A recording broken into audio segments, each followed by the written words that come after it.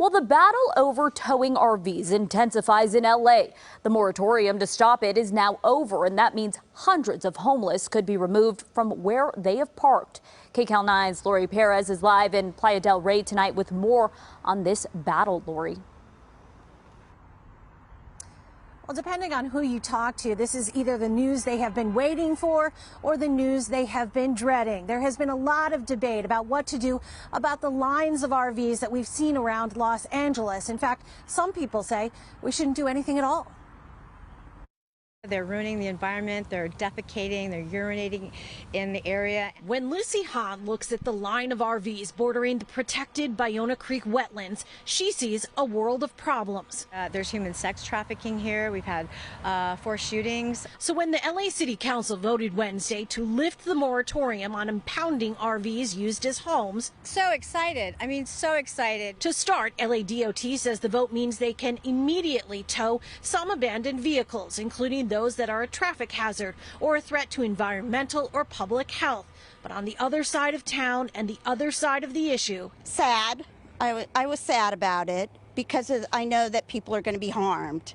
They'll lose their homes. Advocates for the homeless are crushed. They say these headline-grabbing videos and stories of encampments as crime and drug-infested are part of a narrative that is anti-poor, and they say simply not true. That for the most part, RV dwellers and housed neighbors live without issue. 99% there is tolerance, yeah. Hahn doesn't buy it, and neither does councilman and mayoral candidate Joe Buscaino. We need to restore our quality life in our neighborhoods and bring some common sense enforcement to remove these dangerous RVs from streets. Advocates say criminal behavior and where someone lives are two different issues, and targeting people who live in their cars or RVs is not a solution. There's all different types of people.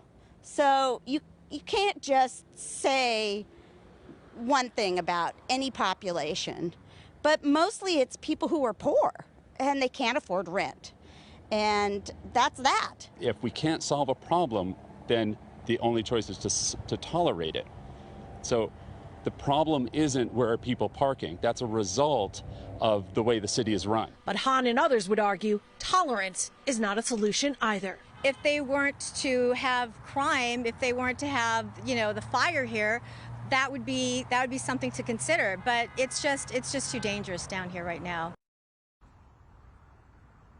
Now, Hahn says it's her understanding that the vote means the RVs along the Ballona Creek can be moved immediately because they are considered a threat to the environment. But LA DOT told me they need to offer homeless services first.